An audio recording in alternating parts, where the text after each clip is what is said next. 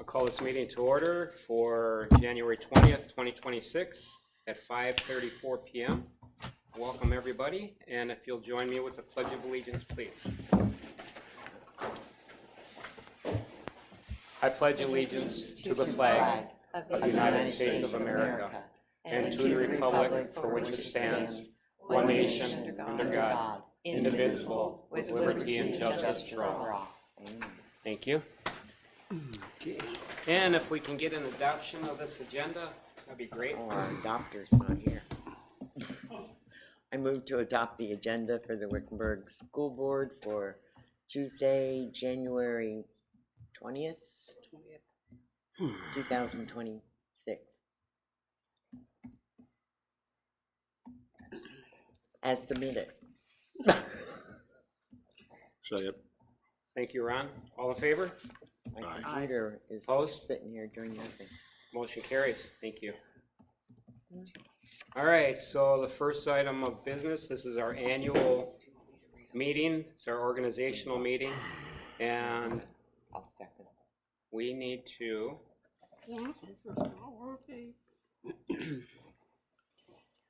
Okay. we can't get in.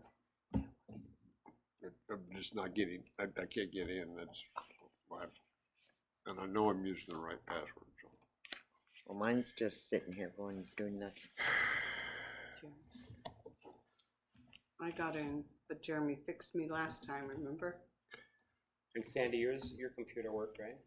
Yeah, but it's not, it's just sitting there. I'm gonna just do it again. One more time. It worked. Okay. I changed, That's because Jeremy walked up. thank you, Jeremy. Power of position.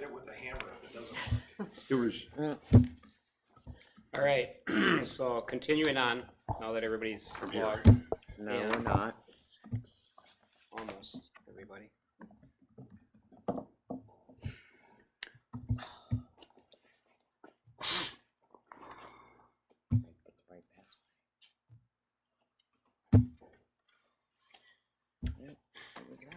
I went to my personal email side instead of the school side, logged in.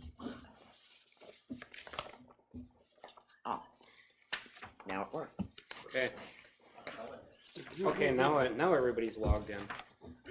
So, for the organizational meeting, we will have four items that we need to declare to. First thing is election of a governing board president for the 2026 year. Do I make a motion or do you I know. nominate? You Nominate. nominate. Okay, so I nominate Joe as Second. the board president. Thank you, Ron. Thank you, Sandy. All in favor? Aye. Aye. Opposed? Motion carries. Thank you, everybody. Congratulations. Congratulations. Yay, Joe. It was a tough fight, but you made it. I know, just squeaked that one out. Yeah. Thank you, Joe, for accepting that nomination. You're welcome. Thank you. Be upset if you did. Yeah. All right, now what we need to do is we need to get our schedule for our regular governing board meetings for 2026-2027 school year. So with that, we're going to be choosing the day of the week of the month, and the time of the meeting. Does anybody have any opposition to keeping what we currently have? No. No. Nope. And that includes the two at festival that would be a half hour later, correct? Correct, yep. So then we need a motion for this one. I make the motion to select Tuesday as the day of the week on the third week of the month at the time of 5:30 as the day and time of the regularly scheduled governing board meetings unless otherwise noted on the board meeting schedule, and approve the 2026-27 school year board meeting schedule beginning July of 2026 and ending June of 2027 as submitted. Second. Thank you, Karen. Thank you, Sandy. All in favor? Aye. Opposed? Motion carries. Thank you. Now we've got our board operating protocol. Any discussion for that piece? Or we can head right Make a into- motion to approve the board operating protocol as submitted. Thank you, Ron. Thank you, Sandy. All in favor? Aye. Aye. Opposed? That motion carries too. Well, we're just flying through this one. Mhm. Our annual meeting's almost over.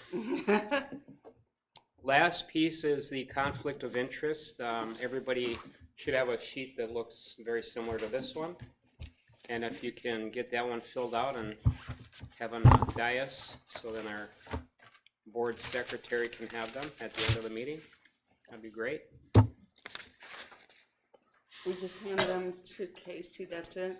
Correct. Okay. We do need to motion and approve that as well. It doesn't have a motion here. Yeah. This is Oh, it doesn't. That's right. I'm sorry. I was still on the other piece. Sorry. All right. So now we move along to recognitions and proclamations. Anybody on the board want to start out with anything? January. I have nothing. I would like to, probably a little self-proclamation. I'd like to thank all of these board members that have dedicated their time. Might have stole somebody's thunder, but they're going to have it worded much nicer than me. But anyway, I'd like to thank the 4 board members that I have been serving with and will continue to serve with, donating their time to take care of the stability of this district, working with our fine superintendent. And yeah, so I'd like to do that. And everybody that's out there, we do have a cake in the back room there, and that's celebrating the, what is this called? Board Appreciation Month. Thank you, Board Appreciation Month, because January is the Board Appreciation Month. And I don't know if you brought the gifts for me in here or if they're still in your cars. I'll meet you in the parking lot afterwards. Anyway, I'm just kidding. But anyway, so I'd like to do that. I'd like to really thank these individuals that donate their time for their district, so. Thank you, Joe. Dr. Amandini, nobody had anything? I have a lot. Oh, okay. I first of all want to thank the governing board members, just as you have. This is Board Appreciation Month, and on behalf of the entire district, I want to thank you for all you do to support our students and staff. It's an absolute pleasure to work in Wickenburg, and I say this all the time because you, all 5 of you, are so focused on student achievement and what's best for our teachers and staff, so thank you very much. I also want to recognize that the governing board was recognized by the Arizona School Boards Association with the Boardsmanship Award. You can see it. I'm pointing over there behind Karen and Casey. A very nice plaque. We got to get that.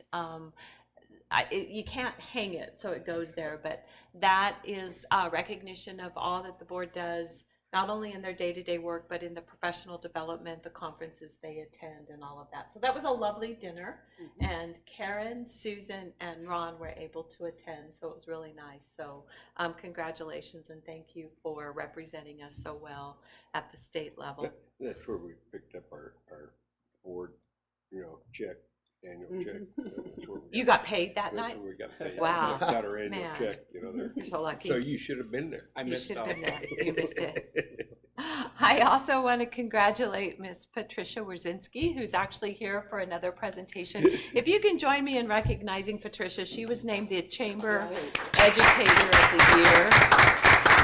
And Patricia is a 5th grade teacher at Hacienda Elementary, and her principal, Carissa, is here. Carissa is one of the people who nominated Patricia for this Most Deserving Award. She's here also because she's a member of the District AI Guidance Committee, so she'll be presenting as well. Patricia, congratulations so much, and thank you for all you do for our students. Thank you, because it's not just me alone that stands there with that achievement, it's everybody who's with me on that journey. And her class is so much fun to visit. If you get a chance, the kids are always busy, learning from each other. It's a busy classroom and I really enjoy it. So congratulations, Patricia, and thank you for being here. I also want to just take a moment to recognize all of our sports team. I was finally able to get to basketball last week. I was exhausted because I got there early. I missed JV girls, but I stayed through, not all the way through the varsity boys team, but it was amazing. Good to see them, and congratulations to our wrestling teams as they continue to shine in their competitions, and they're not finished yet. They have a lot to go, and our boys and girls soccer teams who remain competitive this season. I don't think I missed anybody other than the middle school sports, which sometimes I lose track of all they're doing.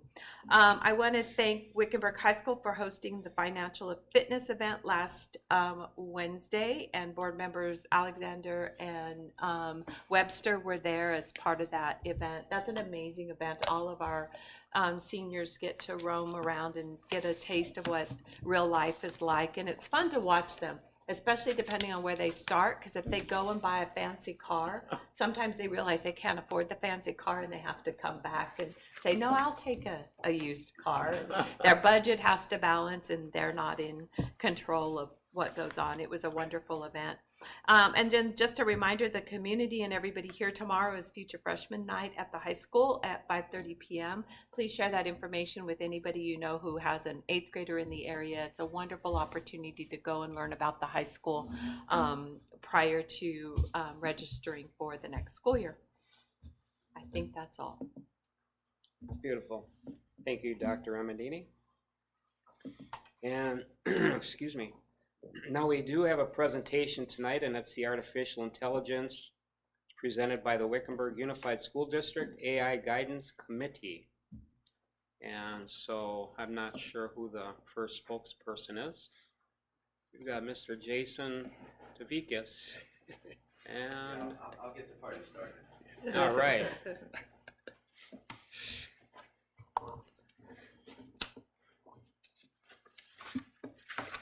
You have a co-host. So first, I'd just like to go over who's on the committee. Sorry. There you go. Okay, and some of us are here today, starting with Mr. Jeremy Corliss. He's an original member. Mr. Garrett Mayer, who's obviously not here because did that happen? I have no news to share. Oh, okay. Well, he's about to be a first-time father, so we're excited. Myself, Miss Heather Klink, Mr. Joe Black from Festival Foothills, Mr. Juan Jimenez from Wickenburg High School, Miss Patricia, who we just recognized, Miss Joyce Henneman, seated in the back, Mr. Adam Bubb, I'm sure you all know, Miss Terry Davidson, thank you, and Dr. Remendine.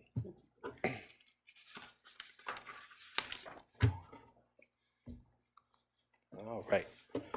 So we started this journey August 2024. So it's been a while.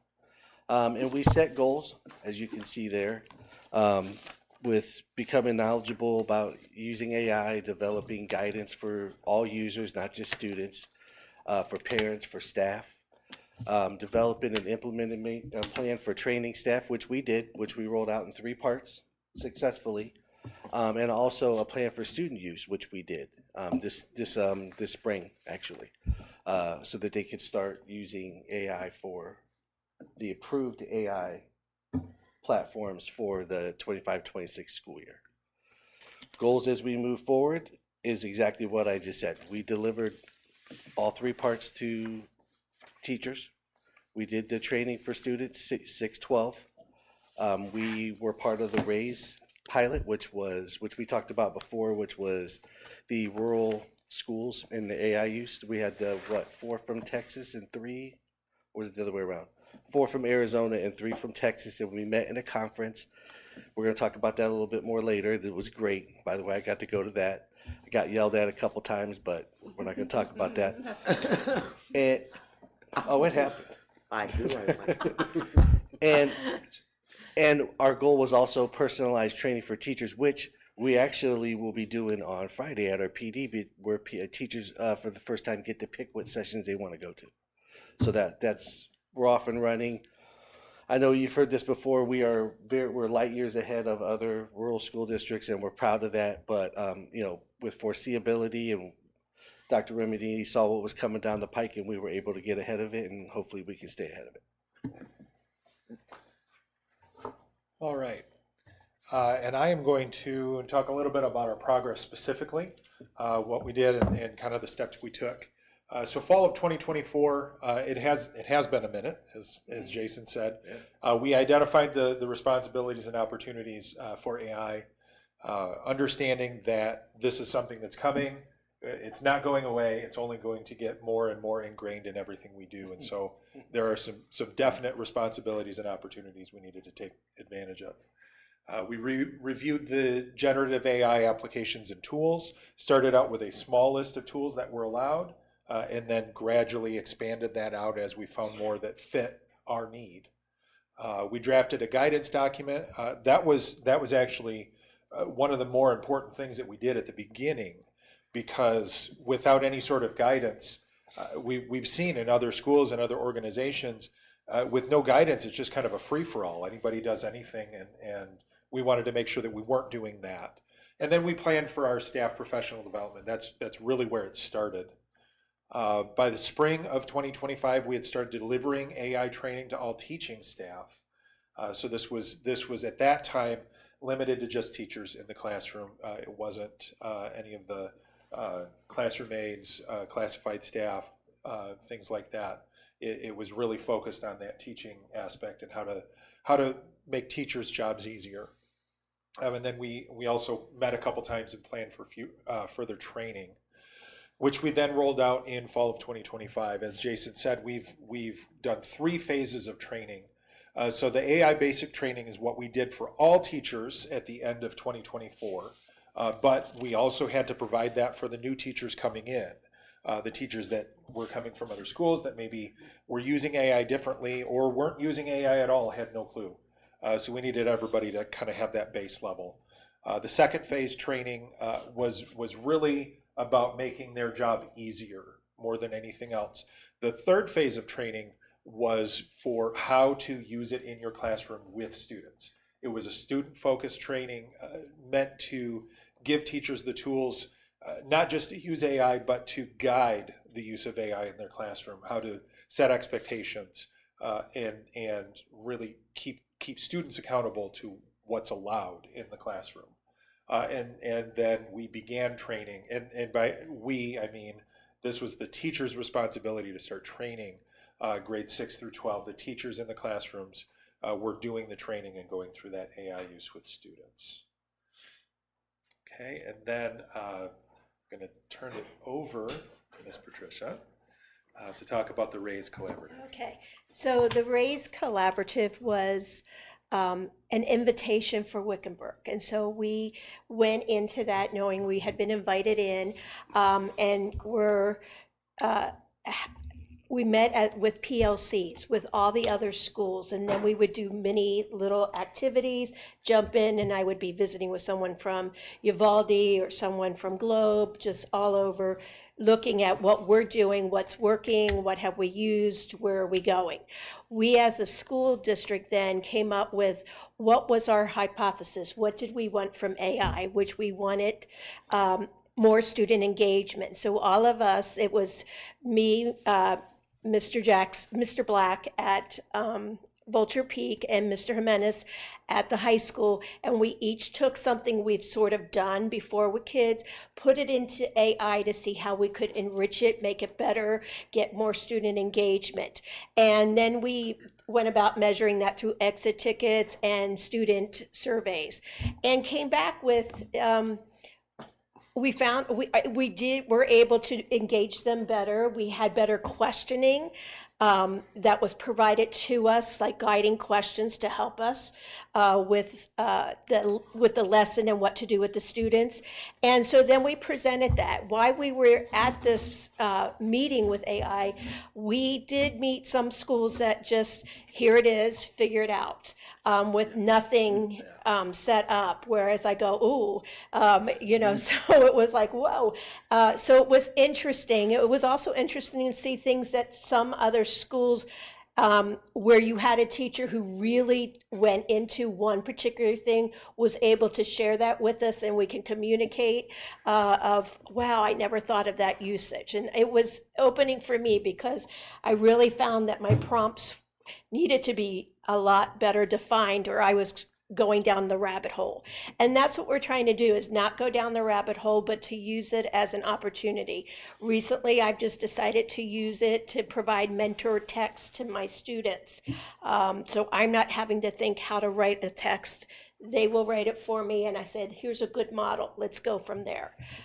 So that's where we are. As Juan says up there, that it was powerful to meet other teachers at various levels in where they were, even in their levels of years of teaching, how long the school district's been there, what they're doing, and coming together to work with professionals and different agencies of how we can go on this journey, because our ultimate goal is to make sure we're doing it for the benefit of the student, and that they are knowing how to use it so it is beneficial to their learning, not a replacement of. Now, is that the summit that Jason got in trouble at?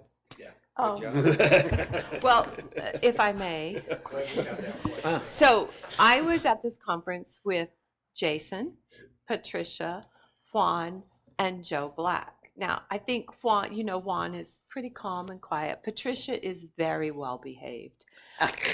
Joe and Jason, on the other hand, might have been trying to, I don't know, maybe draw attention to our little old Wickenburg school. No, they were wonderful. It was great. We had a great time. It was a 2-day event, and we learned a lot. And I think Patricia said going into this, we got invited, and then they found out how far along we were in what we were doing for training. And then they said, well, maybe you're not right for this. We'll come back, because they were looking for people who hadn't started anything.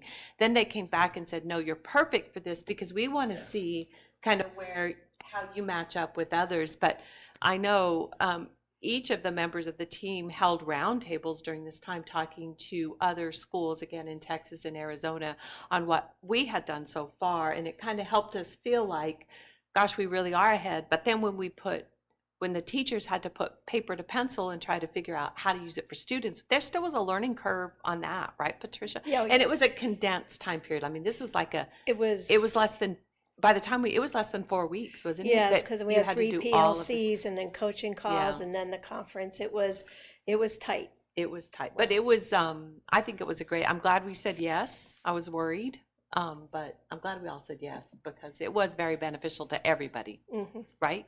Yes. Yeah. Was it all online, or was it, I mean, It was in person. were you in person? Go ahead and explain how that worked. So we did 3 online, and then our 2-day conference, we met at Helios downtown, Okay, and it was in person, and they flew, everybody flew in okay, or drove, yeah. great. Wow. Yeah. From Texas, Hmm. other Arizona. Yeah.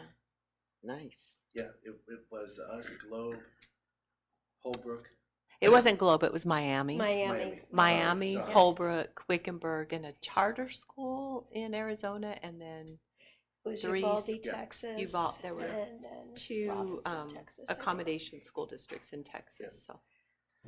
Was this like an invitational, or was this, okay? Mm-hmm. Yeah. Hmm. There were only, they said there was an application, but there wasn't. We got a phone call and said, would you like to participate? yeah. And I went to the committee and I said, would we like to participate? I did, I promise. Yeah, We believe you're just saying it in front of them. I know.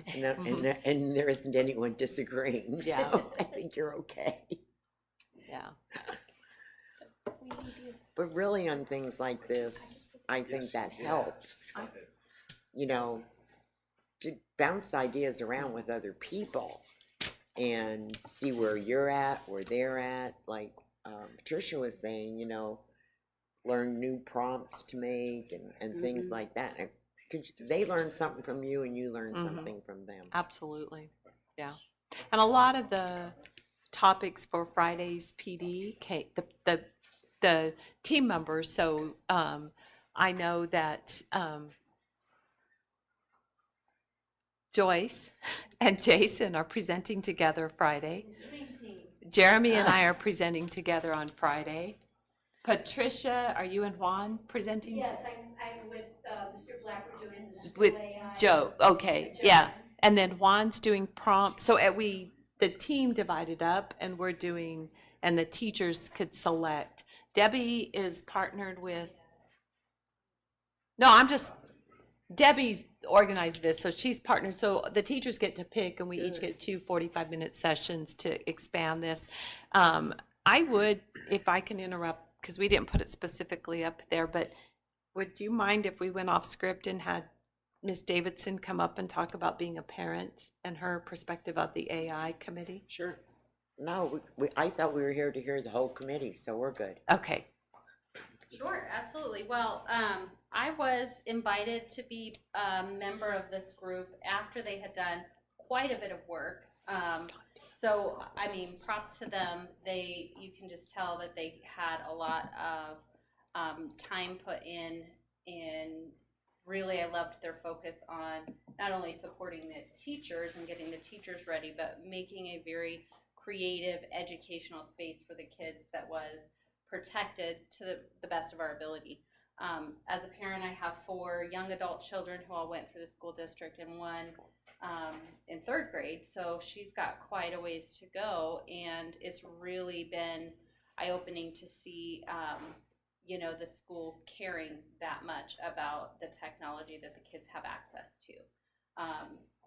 I think it's really important for us to be on board with making sure even teachers who don't love AI or computers in general, I don't know how to get on my email type thing, or how do you open this box or close this box.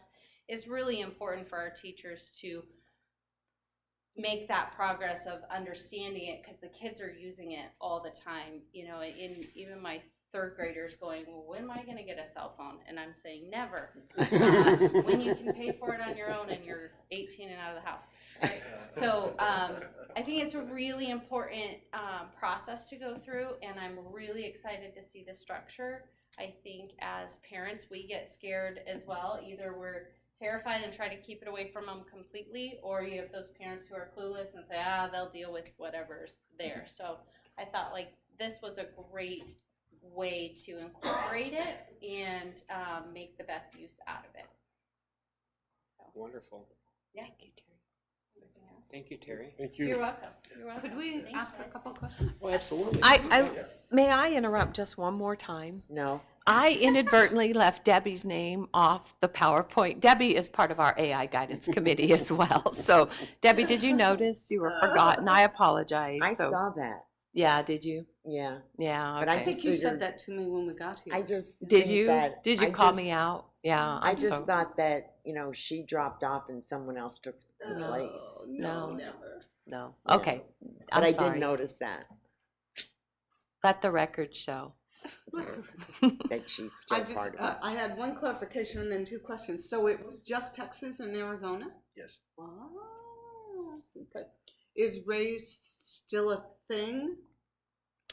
For us, I know after the conference was over, they reached out and they wanted us to do like a summary type of. I mean, like, do you almost like an see exit thing. raise as, and I love that title,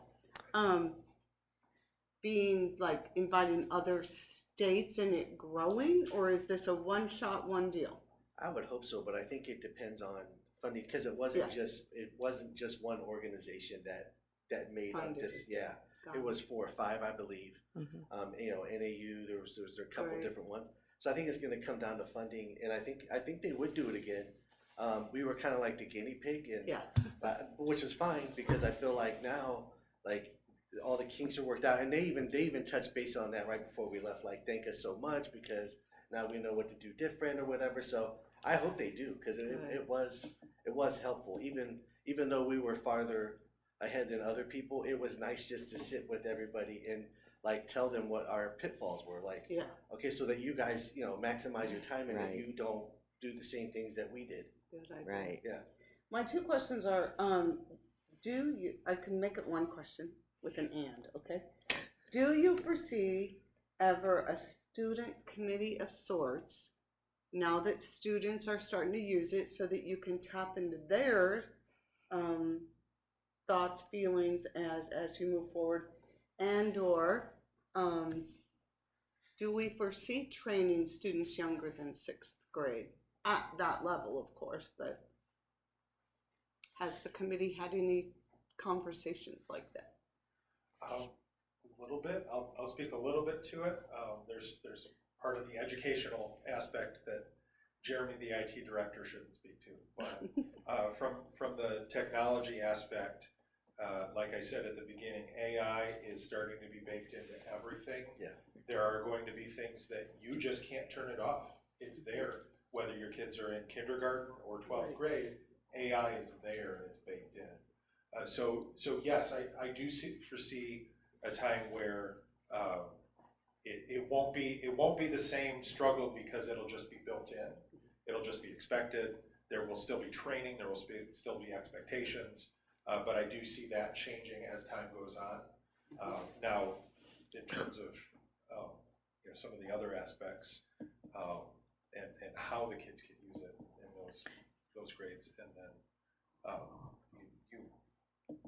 you keep looking like you want to say something. So You I'll keep stop looking talking. at, so when we talk about training students to use AI, they all eventually will go through because 6th through 12th graders now have gone through this first thing about safety, like what is it, and hallucinations. And Terry, you worked on the student training, right? Was it you? And so kind of what do kids need to know in general about technology and technology safety? Because we've kind of missed that transfers whether they're using technology or not. But what we're focusing on right now with 6th through 12th graders is actually how to use AI to learn, not to cheat, not to make it easier, but how do you, because I think the committee's conversation, I'm not speaking on behalf of all of them, but we see the power in getting rid of the minutia. And let's get to critical thinking. Let's get to problem solving. Let's use the technology that we have to get to those higher order thinking skills. And so when you say kids younger than that, we really need them to learn how to learn first. It's that maturation, it's all of that. But at some point, we do want, and Jeremy and I are leading a session, and it's on teaching teachers, and we have a 5-level scale on what teachers can use AI, and level 1 is no AI at all, you know what I mean? But level 5 is, we even said we can't even teach that right now. We want to acknowledge that there could be this crazy project that would honestly at this point not be graded because we don't know how that looks, but create a world of the future or something using AI. But those steps in between is you can use AI as a thought partner. You can use AI to check your spelling. You can use AI to do other things so that we're training kids how to use AI to learn better and faster and more important things, So that is a short answer to that. But I do know in the industry right now, there are some people that are working on, because you can go back in the backspace of things like ChatGPT and Magic School and Gemini, and you can put parameters and guardrails on that. Smart tech people can do that. I can't. But as we move forward with that, those would be the types of tools that we would allow kids to use. Because as soon as they type in their name, it will flag them and say, take your name out. As soon as they type in their address, it'll flag it and take it out. We're not there yet with a lot of products, but those are being built and those are coming. So I think we in education will feel a lot more comfortable when those are standard, and when we pay for ChatGPT or we pay for that, it has those guardrails set in, especially for privacy. So anyway, I think that's probably more than what you asked, but No, that was that. but should students be involved? Absolutely. Yes. Absolutely. Yeah. Especially their feedback as these 6 to 12 graders are being trained, getting Yeah. their feedback. And I also wanted to add that one of the best sessions I attended at the annual conference was the one with Dr. Ramadini and her colleagues from NAU talking again about AI and how parameters. I like that you brought that up, the parameters, and I love your wording. I just have to remember it now. Baked into. There's going to be that time in the future where it's baked into the instruction, you're not gonna wanna take it out, so yeah, training the kids even younger. I just saw when I saw the goals, it stopped at that 6th grade and wondered what the big vision was as we move forward, and maybe we just don't even know what that is yet. Well, that's kind of where I was thinking. My mind was just excited to see the conversations that are starting, and with the trainings that they're doing now, as they engage with teachers and say, okay, what, now that some of the big first stuff is done, now they can start opening the floor and say, okay, what are you seeing in your classroom? What are you hearing in your classroom? What assignments are coming through that cause you to question, is AI a factor? Or are students talking about it? And then the more you work with your students, that's when you get that live, okay, now we know where we need to go, let's do this angle, let's do this angle. So I think it will continue to evolve, but the most important part that I love is that we're talking about it. Everybody's talking, there's a committee talking about it and provoking conversation with teachers and students all together so that everybody's talking about it, which is always your first step. Very good, thank you. Thank you to all of you. So you talked about like the chat, GPT, whatever it is. B2. Yeah, and with the built-in barriers and stuff. But are there barriers in place now that prevent the kids from going somewhere they shouldn't? There are barriers to keep them going someplace they should. There's not the same protections on like data sharing and data privacy that there will be, as Dr. Renadini said, in the future. But the protections that are in place keep them from doing or going places that are inappropriate. Okay. So, and that's part of what the vetting process was. I said at the beginning, we started out with a small list of tools that we allowed, and then gradually expanded that out. Part of that vetting process is what is available, how does it work with an education account? Because all of our students would log in with an education account when they're here at the school. So how does that work with their education accounts? And the tools that we have can see that these are students in an organization. They know the difference between a teacher and a student even. I think in most, there's maybe one that doesn't. And so there are some built-in protections. They're just not as robust as they're going to get, if that makes sense. Mm-hmm. And that's why our training for our students is so important, because we can lock down what they can have access to at school. We haven't opened AI yet. We've had conversations about the training and what they've done. But when a kid uses ChatGPT at home, they need to know they need to know what they should be typing into there. So we're the ones that have taken the responsibility to teach that, because parents don't always know. Don't put your name, address, phone number, and birth date into ChatGPT. Right. So anyway, that's why we thought the training of students was so important, whether they're using it yet at school or not. So, okay. Very good. Thank you. You want to go over the next steps? Did you want to touch on Friday, or no, you don't have to? No, I can't. Do you mind? Just to let her, Yeah, that'd just be to get great. an idea of what we're going to be offering? Even if her name wasn't up. As long as she's on the committee, you know. See how he threw you under the bus? It's that okay. quick? I deserve it.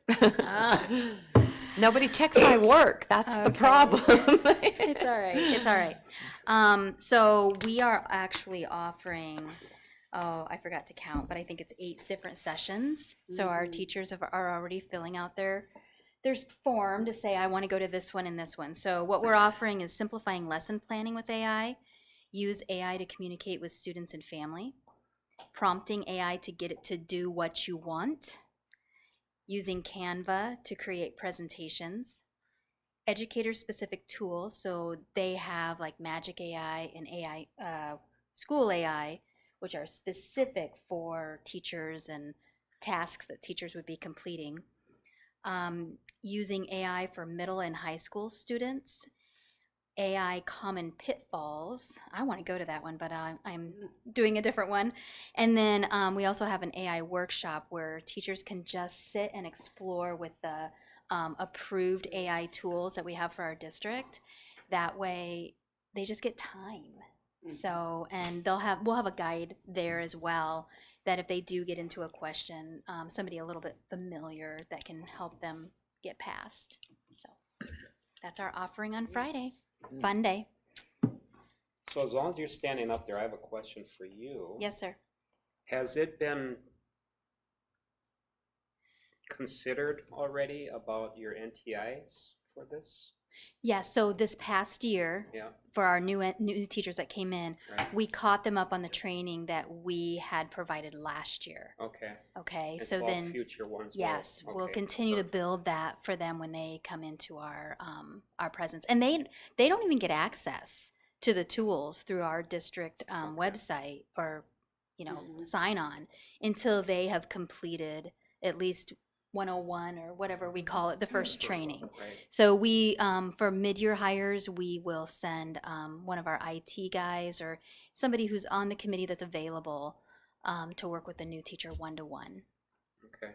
I was gonna add to that, when I get a new teacher, like at any of the schools that I work with, I contact IT usually out above and I say, hey, can you send a presentation, and I'll go over with the teacher. You're getting this presentation, go through it, and I'll talk to them about the importance of AI, especially the 101, so they can get access to it. Oh, good, And then okay. we try and get someone from the committee to try and make up some of the classes that they've missed Perfect. for the new hires. I just knew you guys were on the ball. I just wanted to make sure about. You're just making it official on the meeting minutes. Official on the meeting minutes. Yeah. Is this thing on? Then the next question is really geared more toward our superintendent and IT executive director. Does our current board policy for technology use cover what's happening with AI? I Yes. think Okay. that was in We don't need to there. do anything. No, we updated did that it. policy last spring. I Yeah. thought, Yeah, I do anticipate that and you did approve the guidance document as we had submitted it Right. before. That guidance document does need to be updated some more. There's some language. I don't know how quickly we'll get that done, but that should come back to the board on a regular basis so that the board is adopting the guidance document, because it includes our philosophy and how we believe AI is. So, yeah. okay, good, Yeah. all right. One This- more. Oh, go ahead. What are, in the next steps, and maybe back to Ms. Davidson, I'm looking for, how are we letting parents know? Is that a principal thing, that the principals are doing that? Or is that coming out from the district? Or are you visiting PTAs? Or, how's that getting out to parents? We notified all the parents in September, and then as they're finished, so we've done training with students, but we also know students aren't using AI in the classroom yet. Teachers aren't ready to do that yet. So that's one of the main reasons we're doing this January. Like, let's get teachers using it first. So it's up to the principal then to determine when the students have completed the training, and I know they've done it at the high school and they had to pass a quiz and all that stuff. Then the principal can let us know, let us open it up to the teachers, but then it's up to the teachers to communicate with the parents that now there's children may be allowed to use AI for this. But we still want the students to use AI at school, because our line-wise and our other things are still there. But we know they're using it at home, but we want to continue to do that. So more communication will come out. We maybe did a little bit of over-promising and under-delivering on student use, because it's hard. It is hard to develop a lesson plan that allows students to use AI when you're not. I'm a pretty good user of AI. And even when we were developing what we're going to do on a Friday, Jeremy and I are doing that session, we're like, is this too hard for a teacher to say? How do you monitor it? What are those questions you ask? So we're getting there. But the district should be very proud of what we've done, what this committee has done, what our teachers have done, and what our students are willing to do, because it really is a lot of work, a lot of hours that have been put in by these people getting it done. So appreciate it. Thank you. Everybody good? Did we hit the end of your presentation, or was there something else? Thank you, Debbie. I think so.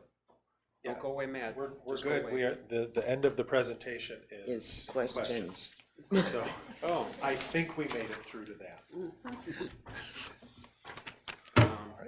Thank you very much. Thank you, And appreciate it. thank you guys for all your hard work and for sticking with it and moving on with it, because we're not gonna get away from it, so might as well join it. Yeah. Keep up the good work. You've all earned a piece of cake in the other room there. Yes. Yeah. Um, Another one. Our next item is call to the public. I don't see anybody left in the public that wants to jump up here and say anything. And then we've got our consent agenda. Anybody need anything pulled before taking action on that very long list of consent items? No? Ready for the motion? Motion to approve the consent agenda items for January 20th, 2026 as submitted. Second. Thank you, Karen. Thank you, Sandy. All in favor? Aye. Opposed? That motion carries. Thank you. Now we move along to action item 6A. Excuse me. Request for approval of financial reports presented by James Scott, Executive Director of Business Services. Thank you, Mr. President, and congratulations for another year. And board members, you have in front of you your monthly board report. You'll notice our month-to-date expenses were a little bit higher than a normal month, but that is due to we had 3 pay periods that paid out in December. That happens twice a year. Also, you might notice the balance is a little bit higher than you would have expected if you compared it to last time, but that's because we adjusted the balance based on the budget revision that was adopted in December. So our budgets are in balance.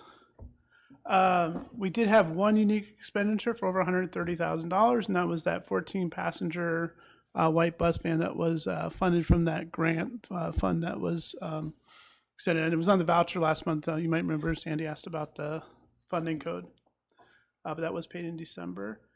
And I'm blown away that that's the cost of one bus. and it's one of the white Only for buses. It's not even Yeah, a it's not even a bus. right, Yeah. right. Don't they sell 14-passenger vans at Ford or something? Not allowed to use We're them. not counting. God, Yeah, not allowed to use them.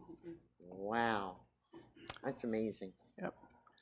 Compliance issues, we did close out our FY25 federal grants with our completion reports that we have to submit to the state every year, and those were completed and accepted by the state. Mr. Corliss and myself worked on our E-rate planning and preliminary submissions that are required for E-rate. And as you're aware, we did do a budget 2 revision by December 15th. So our budgets are in balance, there was no surprises, and we are in compliance. Do you have any questions? Well, good job. Good.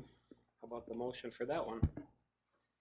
Motion to approve the financial reports as submitted. Second.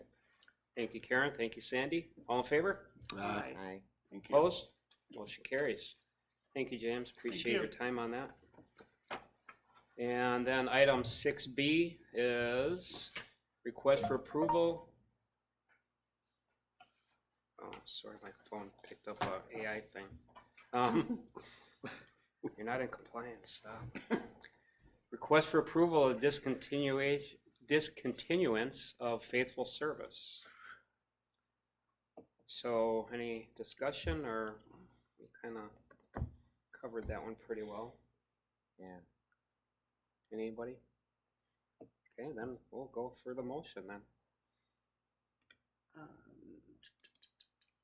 Motion to approve the discontinuance of faithful service as submitted.